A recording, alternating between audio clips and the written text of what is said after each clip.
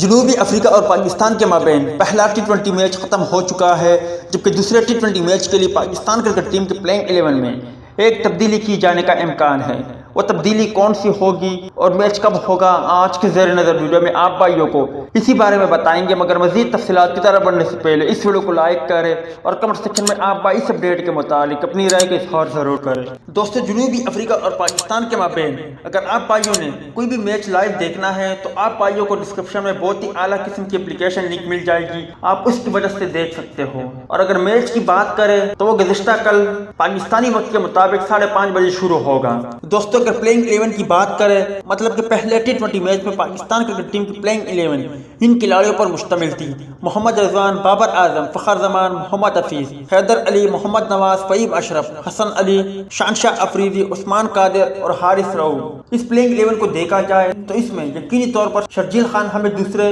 ٹی20 match میں کھیلتے ہوئے نظر آئیں گے، مگر اب سوال یہ ہے کہ آخر کس کھلاڑی کو بٹھا کر ان کی جگہ شرجیل خان کو شامل کیا جا سکتا ہے؟ تو دوستو، اس سوال کا جواب بہت ہی آسان ہے، کیونکہ پہلے ٹی20 میچ میں حارث رؤوف نے 3 اوور کروائے تھے، انہوں نے 37 رن دیے تھے اور ایک کھلاڑی کو آؤٹ کیا تھا، جبکہ عثمان قادر نے بھی 3 اوور کروائے تھے، انہوں نے 38 رن دیے تھے، کوئی وکٹ نہیں آئی تھی۔ ویسے بھی ٹی20 کرکٹ میں تقریباً 20 اوور کروانے پڑتے ہیں اور پاکستان کے پاس جو بولنگ کرتے ہیں ان میں شہنشاہ افریدی، محمد نواز، حسن علی، عثمان قادر،